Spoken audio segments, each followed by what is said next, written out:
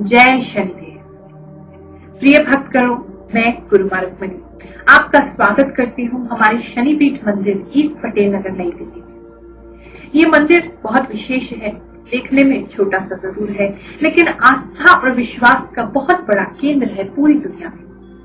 133 देशों से लोग यहाँ पर आते हैं या हमसे वीडियो कॉल या फोन कॉल के माध्यम से संपर्क करते हैं और भगवान श्री शनिदेव के सामने अपनी अर्जी लगाते हैं, अपनी मन्नतें मांगते हैं और भगवान श्री शनिदेव की कृपा से उनके जीवन में बहुत सुधार होता है, उनका जीवन समृद्ध बनता है। ये मंदिर 1 नहीं, 10 नहीं, 15 नहीं, पूरे 30 साल पुराना है। 30 साल पहले इस स्थान को गुरुजी ने खरीदा था और इसे मंदिर बनाया और तब से 30 साल से यहाँ पर लोगों की सेवा की जाती है, उनके कष्टों का निवारण किया जाता है। और जो लोग दिल्ली में नहीं है, आ नहीं सकते, उन सभी लोगों के लिए अब इस YouTube के माध्यम से एक नई ही दुनिया खुल गई है, जहां पर वो हमसे संपर्क कर सकते हैं, हमसे मुलाकात कर सकते हैं और अपने जीवन को बदलने की ज्ञान को प्राप्त कर सकते हैं।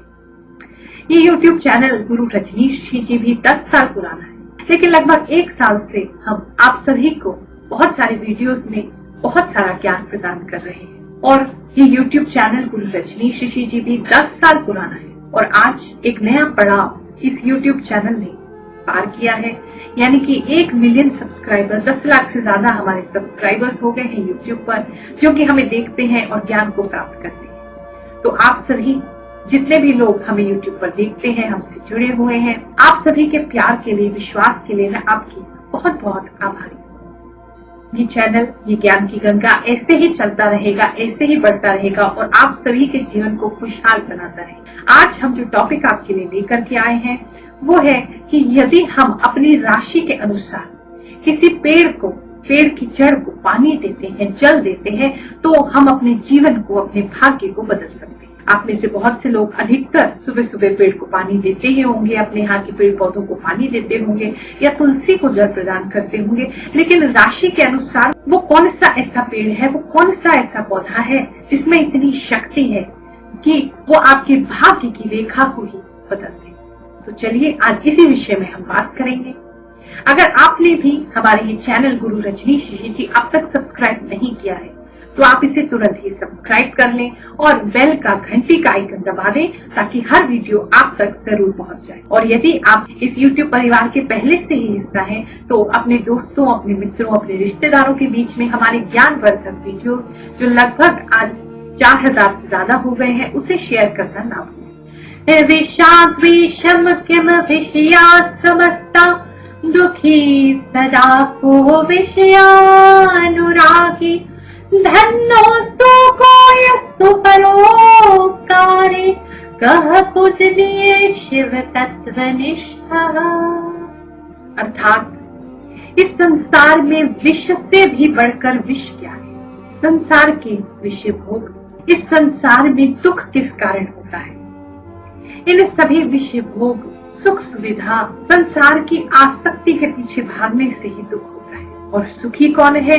जो परोपकारी है। श्लोक का अर्थ बहुत आसान है, लेकिन जब आप इसे सुनते हैं या मुझ जैसे किसी ज्ञानी महात्मा से आप ये बात सुनते हैं कि संसार के विषय भोग, संसार में सुख सुविधा, ये सब नश्वर है, बेकार है, इसके पीछे मत भागो, तो सुन तो लेते हो, लेकिन मन इस बात को स्वीकार नहीं कर सकता।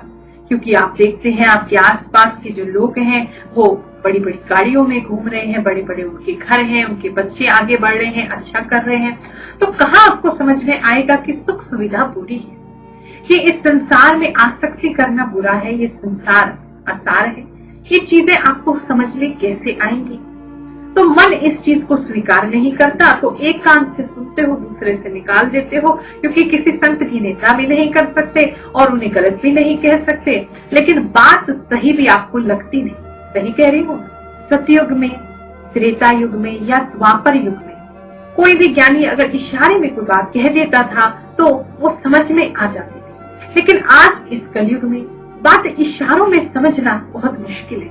और आपकी गुरु माँ तो आप जानते ही हैं, नए जमाने के संत हैं, तो आपको मुझे ठीक से समझाना पड़ता है, तभी आप इस बात को समझें। और बात देखो समझोगे तभी जो मैं आगे उपाय देने वाली हूँ उसमें प्रयोग करोगे, क्योंकि जो उपाय है उसको सफल बनाने के लिए ये जो मैं बात बताने जा रही हूँ ये बहुत जरूरी है। तो इसलिए ध्यान से मेरी बात को समझ। एक कहानी के माध्यम से समझाती हूँ, क्योंकि आप सब मेरे बच्चे हैं और मेरे बच्चे तो कहानी सुने बिना मानते ही नहीं, तो इसलिए कहानी के माध्यम से समझा रही हूँ, बात को ठीक से समझना। एक छोटा बच्चा था, लगभग उम्र रही होगी 7-8 साल की। नाम था उसका उपमन्यु। एक दिन अपनी माता की गोद में जाकर के बैठा और कहता है, माँ मुझे दूध पीना है, मुझे मीठा मीठा दूध पिलाओ माँ, मुझे दूध पीना है। उसकी माँ बोली, बेटा हम बहुत गरीब हैं, हमारे पास ठीक से अन्न खाने को नहीं है, हमारे पास ठीक से रोटी खाने को नहीं है, तो मैं तुझे दूध कहाँ से ला करके, ये तो अमीरों के चोंचले हैं, धनवान ही दूध रोज पी सकते हैं, मैं तुझे दूध नहीं ला पाऊंगी। लेकिन बच्चा जिद पे अड़ गया। उसने कहा, मैंने मामा के यहाँ दूध पिया है, मुझे वैसा ही मीठा दूध पीना है। माँ परेशान हुई, बहुत समझाने का प्रयत्न किया, लेकिन उपमन्यु तो मानने का नाम ही नहीं ले रहा था। बचपन का हट था, मचलने लगा, जिद करने लगा, नहीं मुझे दूध पीना है, नहीं तो मैं कुछ नहीं खाऊं। मजबूरी में माता ने जो उसके घर में कुछ अनाज पड़ा था उसी को कूट करके बारीक करके उसने पानी में घोल के उसको दिया और कहा, ले दूध पी ले। बच्चे ने दूध को जैसे ही होठ से लगाया और छोड़ करके कहता है, माँ ये असली दूध नहीं, मुझे तो असली दूध पीना है, ये नकली दूध है। माँ रोने लगी, बेटा मेरे पास तेरे लिए बस यही है, मैं तेरे लिए दूध नहीं ला सकती। आज यदि मैं किसी से मांग कर भी तेरे लिए दूध लेकर के आ जाऊं तो रोजाना मैं तुझे दूध नहीं पिला पाऊं। आज यदि मैं तुझे दूध पिला देती हूँ तो तेरी जबान पे फिर दूध चढ़ जाएगा और तू रोजाना उसकी इच्छा करेगा, और इतनी सामर्थ्य, इतना पैसा मेरे पास है नहीं। उपमन्यु ने अपनी माता के आंसू पोंछ करके उससे कहा, माँ तू रो मत, मुझे ये बता कि हम गरीब हैं लेकिन ये अमीर कैसे बनते हैं? मामा या और लोग जो हमारे आसपास के हैं, रिश्तेदार हैं, वो सब अमीर क्यों हैं? माँ ने कहा, बेटा ये हमारे पिछले जन्मों का कर्म फल है, उसी फल के कारण आज हम गरीब हैं। उपमन्यु छोटा बालक है, बिल्कुल निर्दोष है। उसने माँ से पूछा, तो माँ क्या हम इस कर्म के फल को बदल नहीं सकते? माँ ने कहा, बिल्कुल बेटा बदल सकते हैं, यदि भगवान चाहे तो हमारे इस कर्म फल को बदल सकते हैं। उपमन्यु ने फिर पूछा, माँ तो भगवान कैसे प्रसन्न होंगे? माँ ने कहा, भगवान तो भक्ति से प्रसन्न होते हैं। अगर तूने भगवान को प्रसन्न कर लिया तो एक गिलास दूध क्या भगवान तुझे क्षीर सागर दे देंगे, यानी कि पूरे दूध का समुद्र दे देंगे। बालक को बात समझ में आई, भगवान इतने शक्तिशाली होते हैं, यदि मैं मांगूंगा तो वो मुझे पूरा समुद्र दे देंगे दूध का। माँ ने कहा, हाँ बस उनको प्रसन्न करना हो। उपमन्यु ने माता से पूछा, तो माँ मैं कैसे प्रसन्न करूं? माँ ने उसे एक मंत्र बताया। उसी क्षण उपमन्यु ने अपने घर को छोड़ा और पास के एक पेड़ के नीचे जाकर के बैठ गया और भगवान का मंत्र जपने लगा। बिना खाए पिए वो मंत्र का जाप करता रहा। ना उसने दिन देखी ना उसने रात देखा और समय बीतते लगा। समय बीतता रहा लेकिन उसने अपना जाप नहीं छोड़ा। उसके मन में एक लगन थी कि मैंने भगवान को प्रसन्न करना है और करके ही रहना है। अब चाहे इसमें प्राण भी चले जाए, चाहे कुछ भी हो जाए, मैंने भगवान को प्रसन्न करके ही रहना है। एक छोटा बालक है, उसके अंदर इतना हट है, उसके अंदर भगवान को पाने की इतनी चाह है, भगवान को प्रसन्न करने का इतना मनोबल है कि जो कुछ भी हो जाए भगवान को प्रसन्न करके ही रहूंगा। लेकिन हम लोग 4 दिन यदि कोई मंत्र दिया जाए, 4 दिन आपको कहा जाए कोई उपाय करने के लिए, तो 10-15 दिन करोगे, 20 दिन करोगे, फिर मन उठ जाए, फिर विश्वास उठ जाएगा कि इससे तो कुछ हो नहीं रहा। लेकिन यही बात ऐसे समझो, यदि आपका प्रेमी प्रेमिका, बॉयफ्रेंड गर्लफ्रेंड या आपकी पति पत्नी कोई रूठ जाए तो क्या उनको मनाओगे नहीं, या थोड़े से बार मना के छोड़ दोगे, या ये बैठ लोगे कि सोच लोगे तो हमारी किस्मत है, हम इतना नहीं मना सकते, थोड़े सा प्रयास करके बैठ जाओगे? नहीं ना, तब तक मनाते रहोगे जब तक कि वो मान ना जाए। तो ईश्वर को भी तो ऐसे मनाओ, उतने ही लगन से, उतने ही विश्वास से कि जब तक मान नहीं जाते हम तो मनाते ही रहेंगे।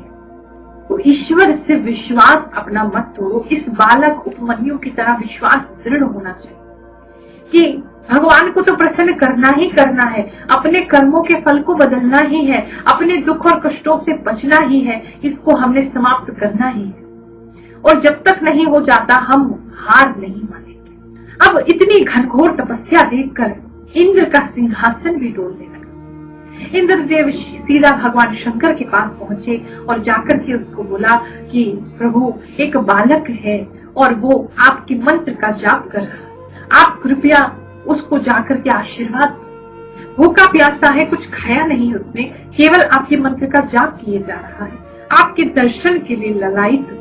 भगवान शंकर वहां से इस बात को सुन के अंतर ध्यान हो गए। कुछ क्षण पश्चात उस बालक के पास इंद्र देवता इरावत हाथी पर बैठ करके आए। इंद्र देवता ने कहा, हे बालक, तू भगवान शंकर की उपासना क्यों करता है? अगर तुझे कुछ करना है तो मेरा नाम ले। यदि तू मेरा नाम लेगा तो इस संसार में मैं तुझे सब कुछ दे दूंगा। ये सुनकर के उपमन्यु ने कहा कि हे इंद्रदेव, आप देवता हैं, आप पूजनीय हैं, मैं आपको नमन करता हूँ, लेकिन अपने आराध्य के लिए मैं कुछ भी नहीं सुनूंगा। मेरे भोलेनाथ को, मेरे शिव शंकर को, मेरे आराध्य को कुछ मत कहना। आप यहाँ से चले जाओ, मुझे कुछ नहीं चाहिए। और अब तो मुझे केवल उनका दर्शन चाहिए। जब तक वो स्वयं आकर के दर्शन नहीं करते, मैं उनका नाम लेता रहूं। इस बात को सुन के सीधा भगवान शंकर वहां प्रकट और बोले कि उपमन्यु, मैं तेरी अचल भक्ति से बहुत प्रसन्न हूँ। मैं ही था जो इंद्र के रूप में तेरी परीक्षा ले रहा हूँ। जी हाँ, भगवान शंकर उस बच्चे की परीक्षा लेने के लिए आए थे। उन्होंने ही इंद्र बन के उसको लालच दिया, लोभ दिया, लेकिन जब देखा कि इसकी भक्ति डिग नहीं रही, बिल्कुल भी हट नहीं रही, तब भगवान ने उसको दर्शन दिया। भगवान ने दर्शन देके उसे कहा कि तुझे क्या चाहिए? उस बालक ने कहा, प्रभु, पहला मंत्र जब मैंने किया तब मुझे दूध चाहिए।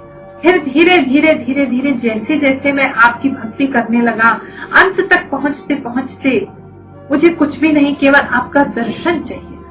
क्योंकि ऐसा लगता है आपकी पूजा करने से ही, आपकी भक्ति करने से ही न जाने मैंने कितनी बार दूध का पान कर लिया।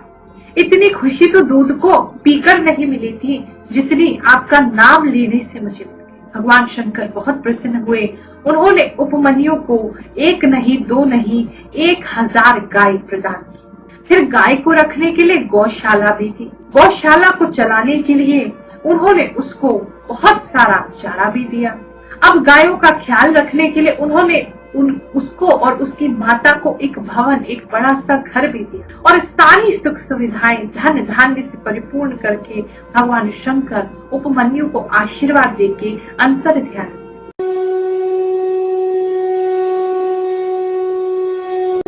मनोज कुमार पांडे। कहाँ रहते हैं आप? मैं वेस्ट की दिवाई नगर, सरोजनी नगर। कहाँ? नई दिल्ली में रहते हैं। कहाँ के रहने वाले हैं आप वैसे? मैं पटना, बिहार से। आप गुरु माँ रुक्मणी से मिलने कब आए थे? लगभग 3 महीने पहले। आपको क्या परेशानी थी जो आपको गुरु माँ रुक्मणी से मिलने आना पड़ा? मेरी घरेलू समस्या थी और बहुत हमारे काम धंधे चौपट हो चुके थे। ये हमारी सबसे बड़ी समस्या थी। तो आप कितने दिन पहले गुरु माँ रुक्मणी से मिलने आए थे? लगभग 3 महीने पहले। तो उन्होंने आपको क्या उपाय बताया? हमारे को कुछ अंगूठियाँ के बारे में बताए और पूजा पाठ करने का सजेशन दिया और उनके मार्गदर्शन पर चले अंगूठियाँ धारण किया। कौन सी अंगूठियाँ दिखाइए? ये हमारे पेट। तो ये अंगूठियाँ गुरु माँ रुक्मणी जी ने आपको प्रदान की थी। तो कितने दिन आपने अंगूठियाँ पहनी है कुल मिला के? लगभग 2 महीने। तो 2 महीने पहनने के बाद आपको क्या फायदा हुआ? हमें बहुत फायदा हुआ। आप जो परिवार से दूर थे और हमारे काम धंधा में वो बरकत नहीं हो रही थी। परिवार से दूर होने का मतलब आप ये कहना चाहते हैं कि आप अपनी पत्नी और बच्चों से दूर रह रहे थे? जी हाँ। आपकी पत्नी रूठ कर चली गई थी? जी हाँ। तो अब आपकी पत्नी कहाँ है? अभी हमारे साथ हैं, बच्चों के साथ। अच्छा, आपके पास वापस आ चुकी हैं। जी हाँ। और आपका काम धंधा? काम धंधा भी सुचारू रूप से चलने लग रहा है। तो आप कहना चाहते हैं कि आपको 2 महीने ये अंगूठियां पहनने के बाद आपकी जो भी इच्छा थी, जो भी परेशानी थी, वो पूरी हो गई है? हो रही है।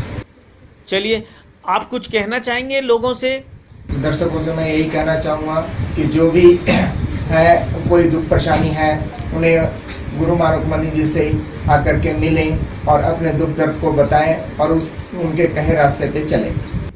चलिए, जय शनिदेव। जय। एक बात को हमेशा याद रखना, जब भी आप देखें कि समय बहुत कठिन हो गया है, तो इस बात को जानना कि भगवान आपकी परीक्षा ले रहे हैं, और यदि उस परीक्षा में आपकी भक्ति बनी रही, भगवान पर आपका विश्वास बना रहा, तो बहुत ही जल्द आपको सुख की प्राप्ति होगी।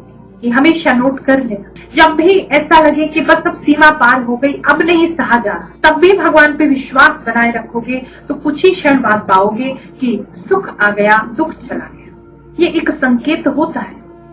ये अंतिम जब सुख आने वाला है, उससे पहले दुख बहुत बढ़ जाता है, लेकिन वो परीक्षा है। यदि उसमें आपने विश्वास खो दिया तो फिर अपनी मंजिल तक नहीं पहुंच पाओगे, सुख को प्राप्त नहीं कर पाओगे। इसलिए उस बात का हमेशा ध्यान रखना। यदि कष्ट बहुत बढ़ गया है तो समझ लो बस मंजिल मिलने ही वाली है, लेकिन भगवान पे विश्वास मत छोड़ो। अब जो उपाय मैं आपको बताने जा रही हूँ, उस उपाय में कुछ चीजों का प्रयोग करना है, और सबसे पहली चीज तो यही है आपका विश्वास।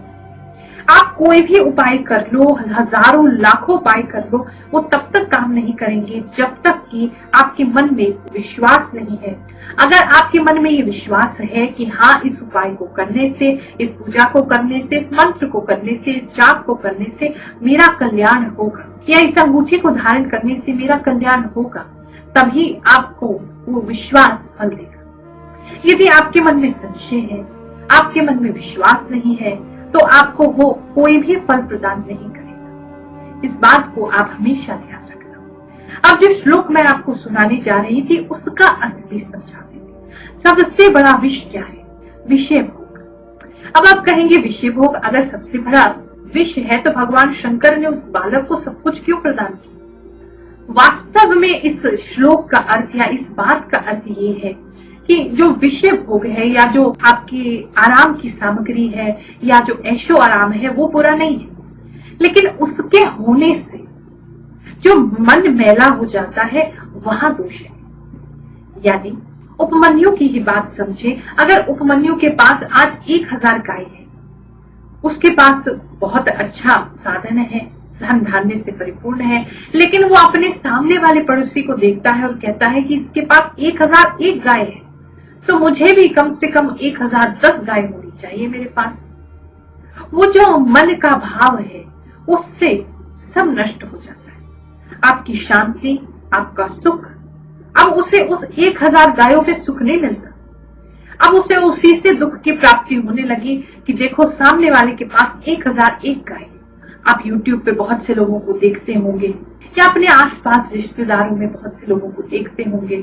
उन्हें देख करके मन में कहीं ना कहीं संकोच होता होगा, देखो आज ये हमसे कितने ऊपर बढ़ गए हैं, इनके पास सब कुछ है, हमारे पास नहीं है, ये सुखी है, हम सुखी नहीं है। तो वो जो भाव है वो दुख का कारण बनता है। तो इसलिए ना तो धन बुरा है, ना धन से कमाई हुई चीजें बुरी है, ना ही ये सुख सुविधा बुरी है, लेकिन मन में इससे लालच, मन में असंतोष, मन में फिर से भागने दौड़ने की इच्छा कि हम फिर इन चीजों के पीछे भागे, ये जो 99 का चक्कर है, अगर उसके अंदर आप भागते रहोगे तो सब कुछ नष्ट हो जाएगा। विष के समान है, ये अंदर ही अंदर आपको नष्ट करेगा। तो सुखी कौन है?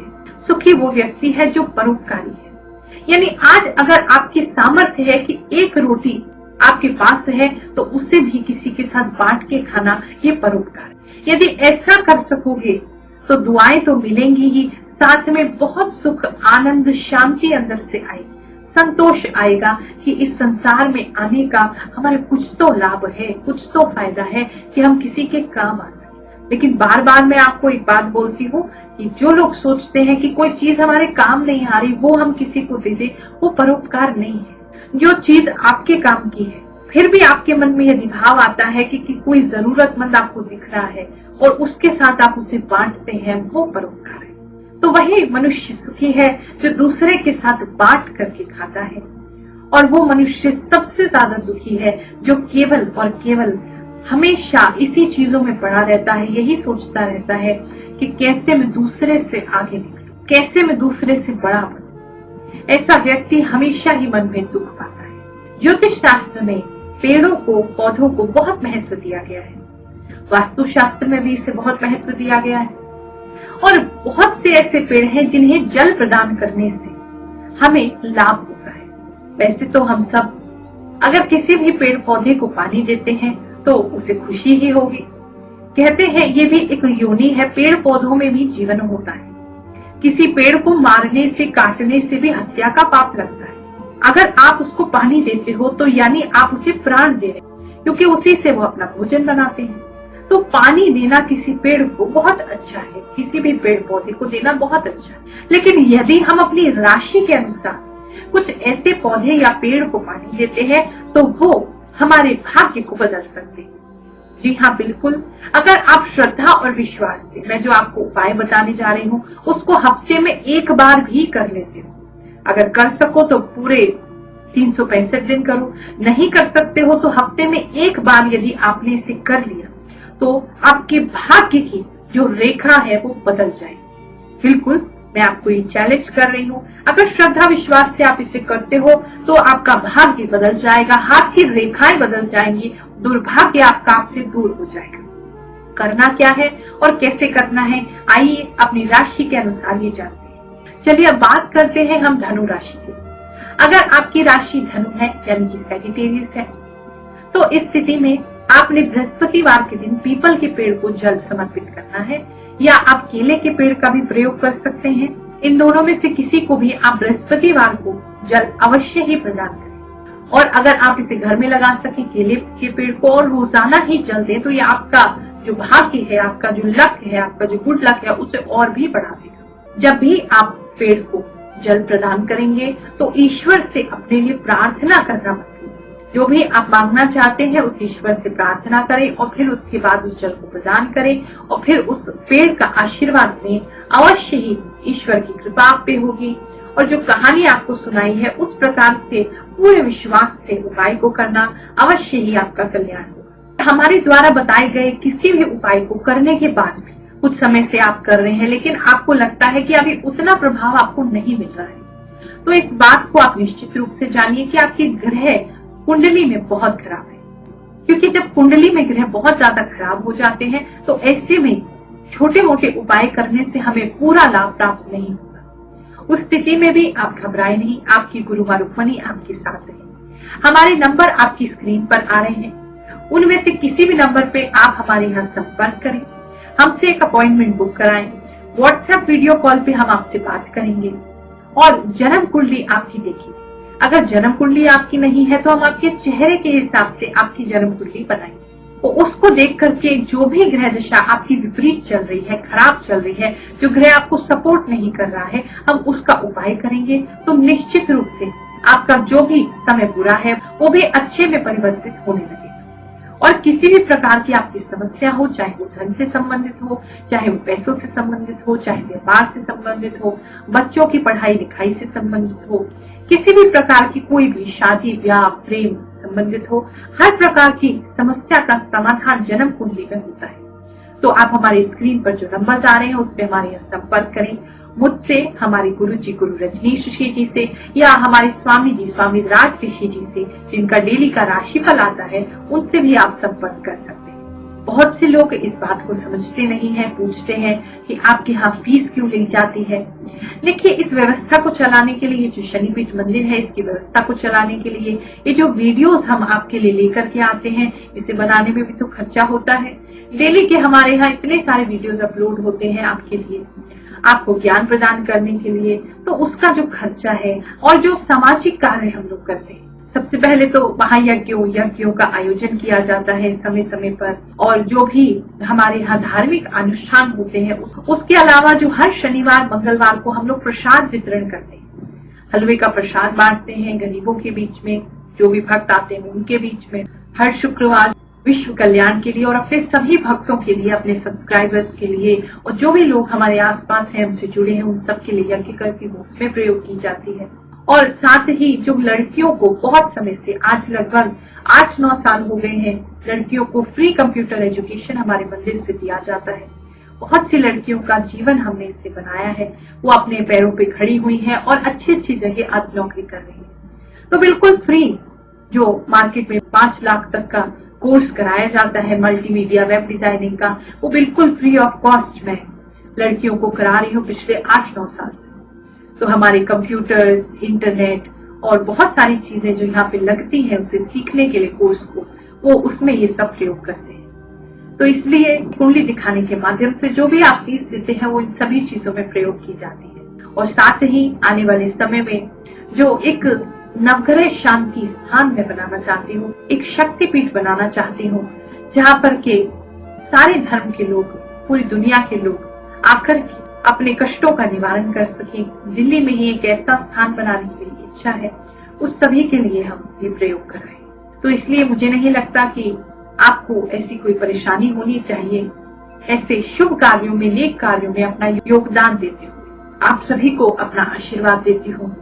भगवान श्री शनिदेव, सभी नवग्रह देवता, समस्त दैवी शक्तियाँ आप सभी का कल्याण करें, ऐसी मंगल कामना करते हुए जय शनि।